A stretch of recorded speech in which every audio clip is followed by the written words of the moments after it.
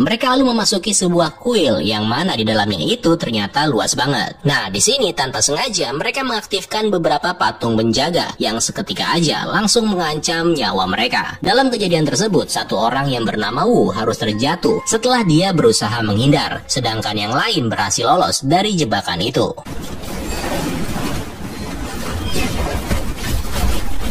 Next, kemudian gak berapa lama mereka berjalan, tiba-tiba Hu menemukan kalau jalan yang akan mereka lewati itu ternyata buntu. Di sini seperti biasa, Hu mencoba melakukan analisa. Dia lalu minta Sueli untuk menembakkan flare, di mana kemudian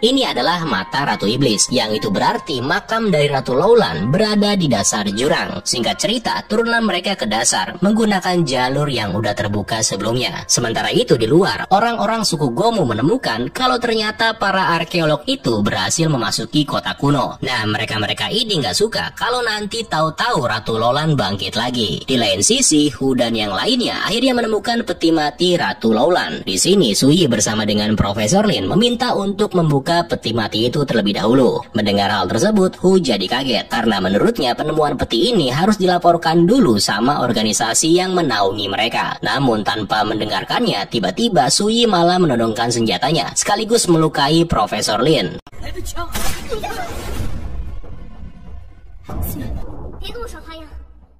Nah, karena nggak punya pilihan, Hu, Suelin, dan juga Yuan akhirnya dengan terpaksa membuka peti mati itu. Meskipun sempat dilarang, Suyi ini nggak peduli. Bahkan dengan tega, dia juga menembak salah satu temannya yang berniat menghentikan aksinya itu.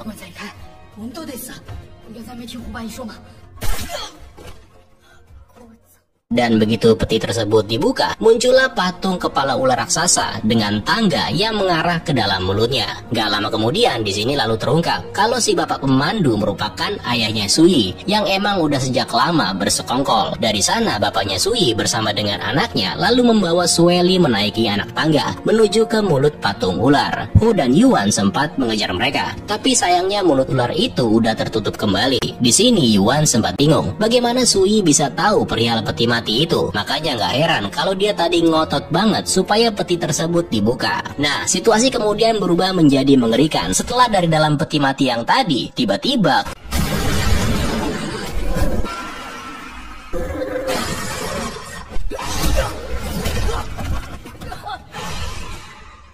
untungnya mereka diselamatkan oleh Bella yang tiba-tiba muncul bersama dengan semua anggota suku. Pertarungan seru pun terjadi antara kedua makhluk itu dan juga suku Gomu. Di sini Profesor Lin sempat mengatakan kalau makhluk mengerikan yang ada di hadapan mereka ini adalah jenis hewan howler merah. Menurut legenda, makhluk ini pada dasarnya adalah mayat manusia yang berubah menjadi monster kering dan kemudian berubah lagi menjadi howler. Nah, dalam kejadian tersebut, Hu memutuskan untuk membantu suku Gomu yang kelihatan udah hampir kalah. Dia mengambil senjata milik ketua suku Gomu yang udah terjatuh dan kemudian mengayunkannya ke arah si monster.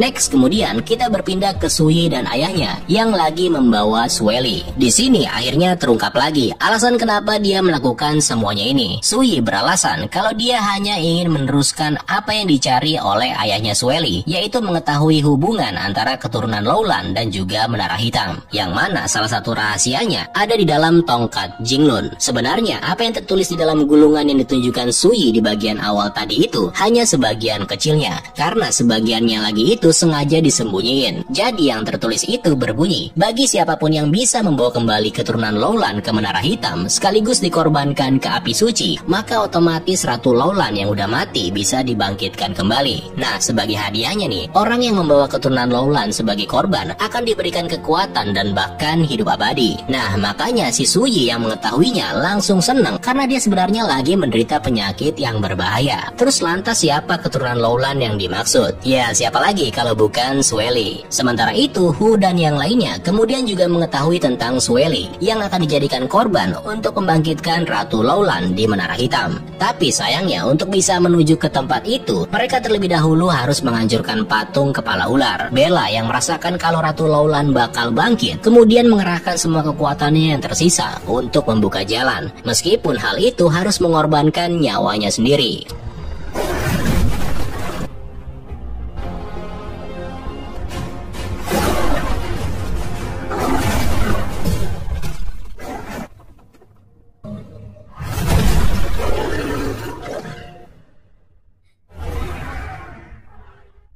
Sementara itu, Suyi akhirnya sampai di Menara Hitam bersama dengan Sueli yang siap untuk dikorbankan. Di sini ayahnya Suyi sempat bingung karena setahu dia Suyi ini hanya butuh beberapa tetes darah dari Sueli, bukannya dikorbanin hidup-hidup. Nah, mereka sempat berdebat tuh. Tapi setelah melihat penyakit yang ada di tubuh Suyi semakin parah, si bapak jadi nggak bisa berbuat apa-apa selain menuruti apa yang dimau sama putrinya itu. Untungnya Sueli ini baru sampai disayat aja tubuhnya, yang mana nggak berapa lama kemudian Hu dan kawan-kawan muncul untuk menolongnya. Namun meskipun hanya beberapa tetes darah aja yang terjatuh, rupanya itu udah cukup untuk membangkitkan sang ratu.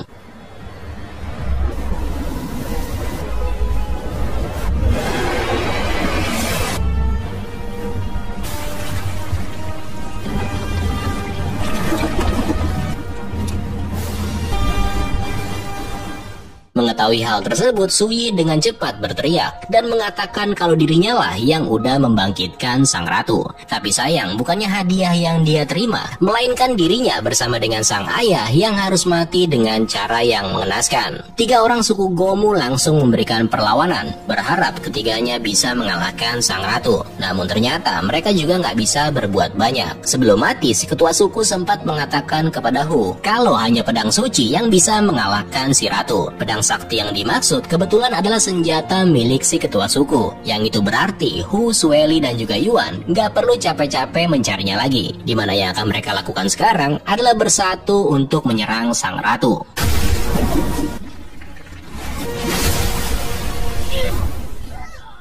Tapi nyatanya sama aja, mereka juga pada akhirnya dibikin sekarat. Nah, di momen ini tiba-tiba Hu menyadari kalau ternyata apa yang terjadi di sini itu hanyalah sebuah ilusi. Dia kemudian dengan cepat berdiri dan melemparkan pedang sakti, tapi bukan ke arah sang ratu, melainkan ke sebuah tanaman jamur yang berada di area tersebut.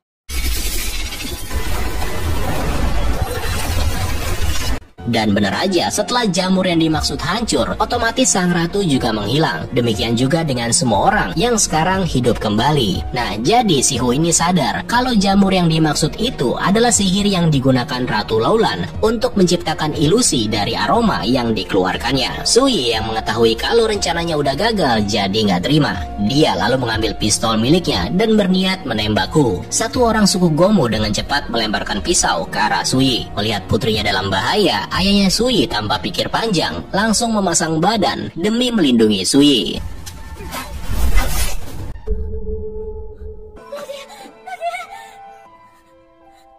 Gak berapa lama kemudian, tempat itu menjadi bergetar. Hu dan yang lainnya terpaksa harus pergi, sambil meninggalkan Suyi yang terlihat berjalan mendekati Menara Hitam. Nah, itulah tadi alur cerita film Love Northom. Di bagian penutup, setelah Hu dan kawan-kawan berpisah dengan suku Gomu, ada satu hewan yang terlihat muncul, yang ternyata itu adalah si Bella kecil.